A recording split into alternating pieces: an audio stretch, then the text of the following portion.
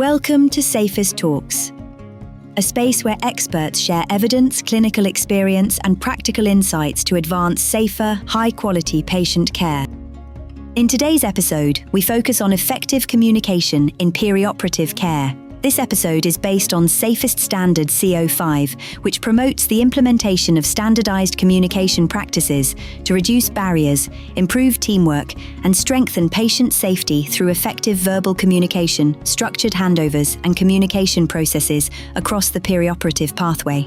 Today's guest is Dr. Paul Barach, professor, clinician-scientist, and expert in patient safety and healthcare systems. Hello there. My name is Dr. Paul Barach. I'm a professor of anesthesia and critical care, and I've been a patient safety researcher for about 25 years. I'm delighted to be here with you today to support the Safest project, and have been a collaborator or the principal investigator, Dr. Corella Orrego, for a very long time. So I'm delighted to be here today to talk about CO5 related to standardizing perioperative communication. We know that communication failure is often implicated in the majority of adverse events, not equipment failure, not technical aspects, not knowledge gaps, but often non-technical skills, with probably the most important one being communication and leadership around that communication. Most of our institutions still treat communication as so-called low-hanging fruit or soft skill, rather than a system design problem that can directly help providers address the complexity in the operating room and also help better streamline the opportunities when crises happen. I think that CO5, the standard that Safest is recommending, reframes this correctly. Why is effective communication considered one of the most critical elements of patient safety in perioperative care, and what communication barriers are most encountered in the operating room? Communication is an engineered process that must be standardized in a way that accounts to local needs as well. So I like to call this harmonized, which means the building blocks are common, but different units or departments might need to adapt it to their culture, measured and continuously improved, just like we standardize sterile technique or instrument counts or counting if sponges were all pulled out. This is a very important topic, which my team has been working on for 25 years. And we know that standardized and effective communication are really critical in the OR. So the question that keeps on arising is, what are the key barriers for why this is not part of training, it's not part of assessment, it's really part of meaningful accreditation as well. The operating room is a complex, emerging, dangerous area where there's danger for patients and staff on a regular basis. So we need structured engineering ways to measure that, to surface it, and ultimately to mitigate against it. One of the key danger points that we've been interested in is the handoff of patients from provider to provider, physician to physician, nurse to nurse, physician to nurse. And then in these handoffs that happen, for example, around the operating room, the pre-op assessment, holding area to the OR to the PACU, or the OR to the ICU, or the PACU to the ward.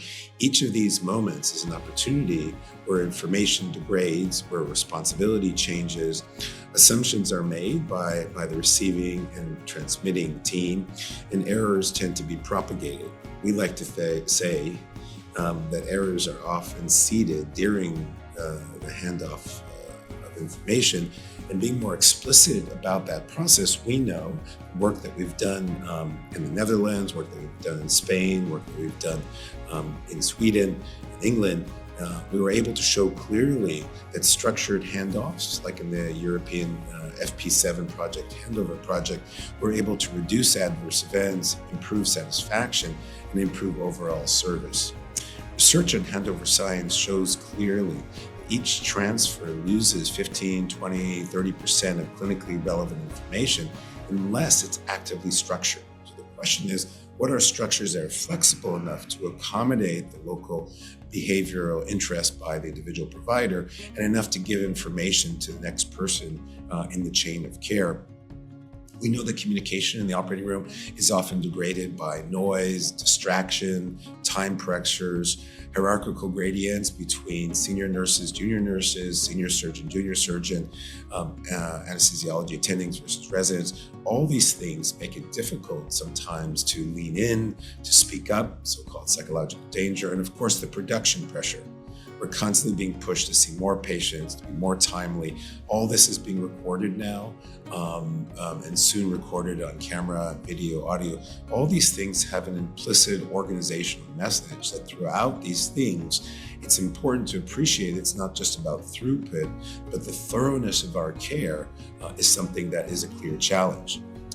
One of the key things that our work has shown is that often clinicians and management fail to appreciate how environmental barriers can often lead to degradation in communication. For example, poor lighting, alarms going off in the background, people distracting during the handoff information, often impairing verbal comprehension, including, for example, when people have multiple accents or backgrounds. From your experience, how can surgical teams improve communication culture by reducing misunderstandings, avoiding assumptions, and promoting closed-loop communication during procedures? Another key thing that we've demonstrated is that the physical layout of the operating room or the recovery room or the PACU, the space in which we do the handoffs really matters. The space ultimately creates the conditions for more effective communication. For example, facing face-to-face versus the surgeon back to a communicator. Masked faces and gowns can often get in the way. A lot of the non-verbal cues are often missed when we wear masks and gowns. And so all this can lead to degradation and as well as interruptions that distract during critical phases. For example, during induction and closure. We've learned, for example, from aviation that the sterile cockpit concept, which is when planes are taking off and landing and under 10,000 feet, all conversations must be around this flight. They can't be about another flight or the vacation or the World Cup. Studies have shown from the UK, for example, that when you introduce a sterile cockpit concept into the operating room with less extraneous communication, there's less near misses and less adverse events. We need to really think about how do we protect that cognitive space in order to make sure that people aren't distracted during that phase when they're doing different things and getting ready for the next case. Another key challenge that is very harder to fix is the organizational barriers. So the hierarchy of the organization can be a hugely dangerous communication in surgery. Often junior team members are routinely not speaking up, afraid to say anything, and often withholding safety critical concerns because they're worried that they might be seen as a fool or not supportive or at the wrong time. And so they don't say anything. James Reason talks about the biggest danger around these complex systems is staying silent, putting your head down, not saying anything. Another key aspect is the siloed professional cultures between surgery, anesthesia, and nursing. They train separately, they socialize separately, they don't do M&Ms often together, they rarely share analytic reports from M&Ms, and so they're often not mutually accountable. And that lack of accountability often means that they're afraid to speak up because there's a trust factor that's missing when they're afraid they might be ostracized or talked down to or insulted. They hear the stories about how people speak about their community when they're not in the room.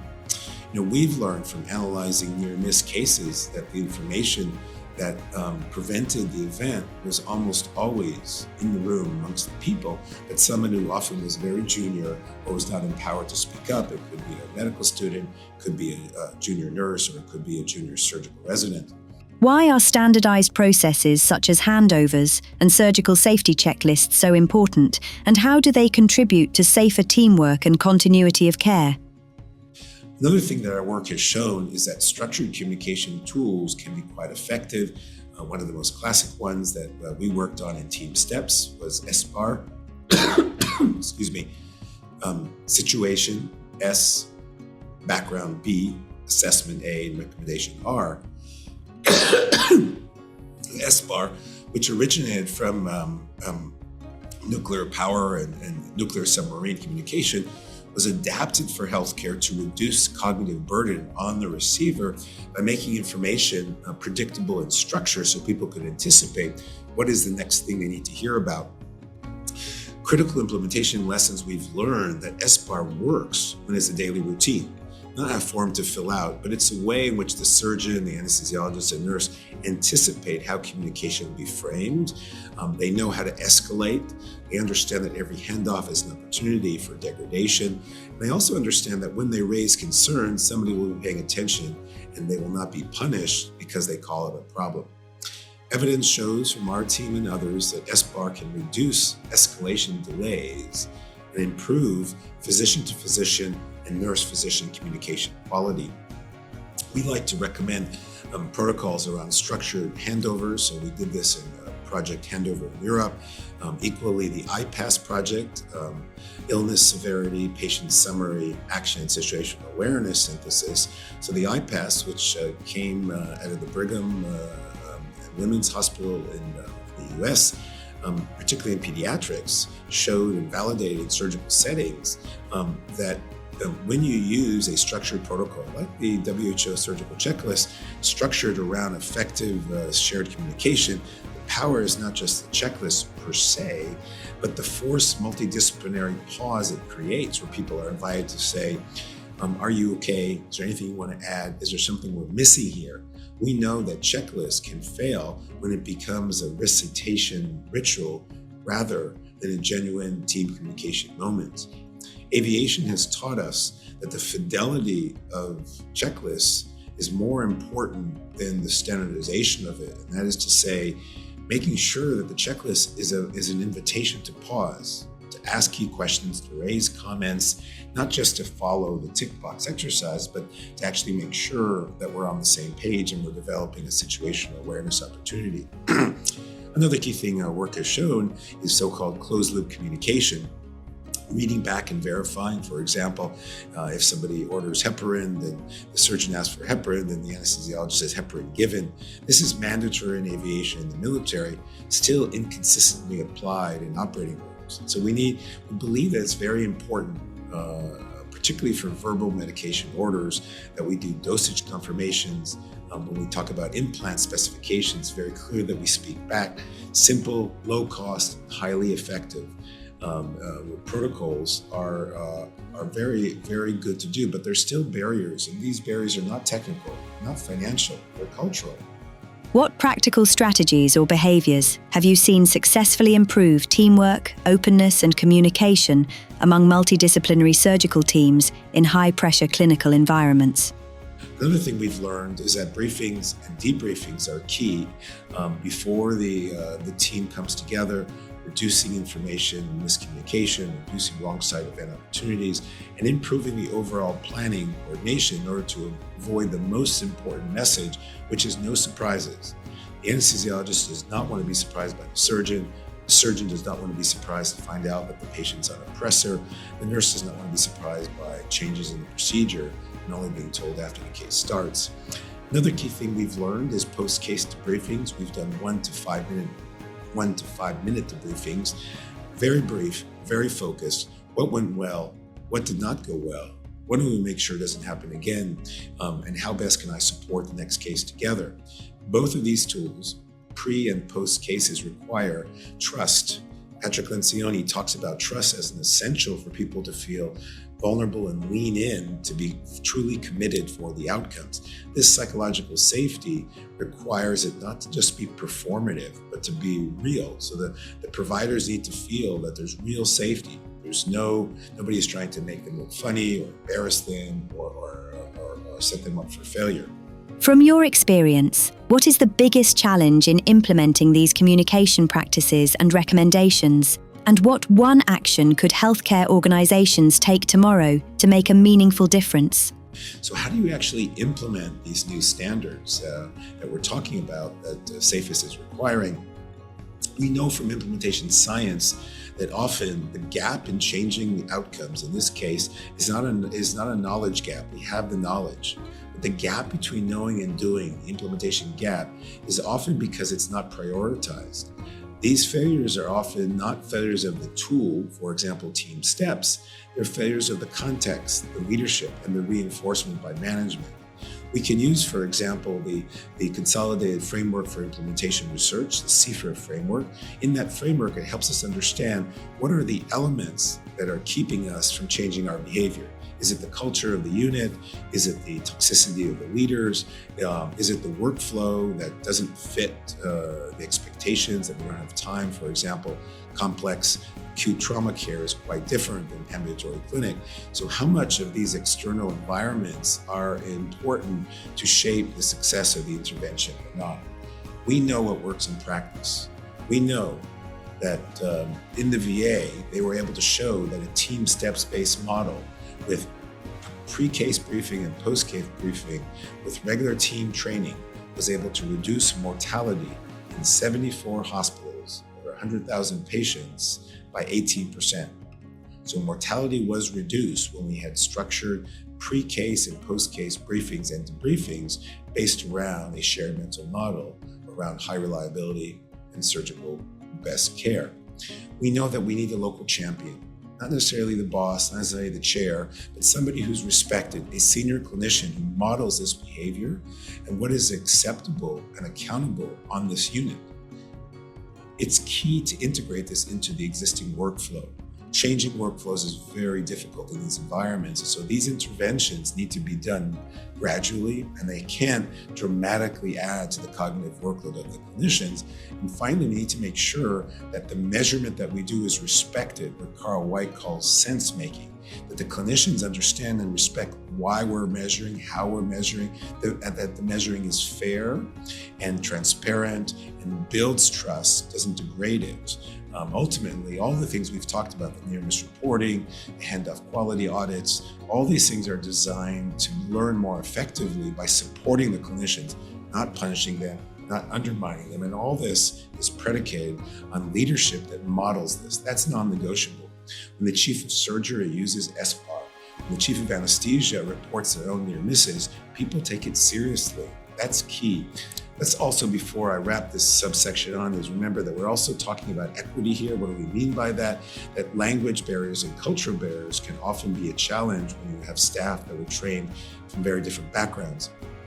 We know, for example, that when there's different accents and people speaking in different languages, and they have even a common language, that often the accented language, if it's English or German or French, can often lead to challenges in communication. People don't feel comfortable saying, can you say that once more? Even though often they're not always clear what was being said. So we need to make sure that people feel safe to say, can you say that again? Not feel embarrassed about that. So the final thing I want to talk about before I wrap this podcast up is, what does good team communication look like and how do we sustain it?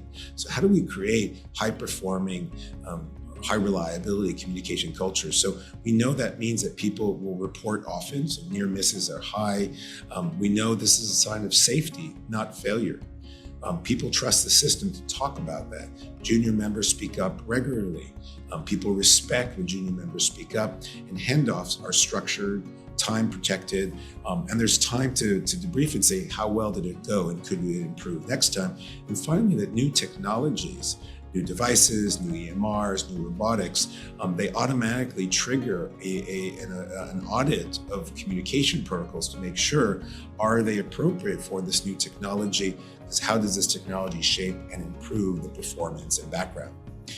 At the end of the day, it's not just about the training, it's about the sustainability and uptake, which must happen with supportive, nurturing leadership so that even under pressure, people are supported to do this.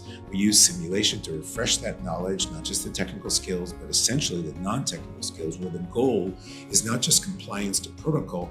The goal is to see that these staff members, nurses, technicians, surgeons, anesthesiologists, internalize a shared communication norm that persists even when the checklist is not in front of them.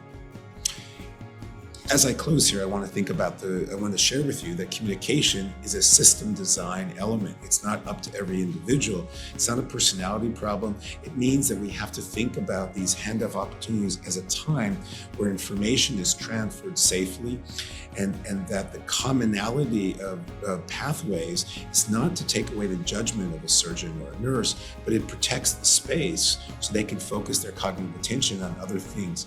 This information we know can save lives. We know from multiple studies that communication failures lead to 10, 15, 20% of adverse events. Failure is almost always not lack of knowledge. It's often the transmission of that knowledge from unit to unit, staff to staff, shift to shift, discipline. CO5, that's recommended by SAFES, is about building these channels. It's about reducing the noise. It's about creating the culture in which the right information reaches the right person at the right time. This is not a soft skill. This is an existential core infrastructure of safe surgery. I want to thank you again for your attention on this second podcast focused on CO5. I highly recommend that these safety recommendations by SAFES be endorsed by Europe, by the professional societies of anesthesia, surgery, and nurses, that we use these effective and standardized communication pathways to reduce barriers, enhance understanding and situational awareness, and help patients and staff improve their wellness and outcomes in the operating room. Thank you so much for your attention. I wish you all the best in helping to sustain this fantastic project, Project SAFES. Thank you.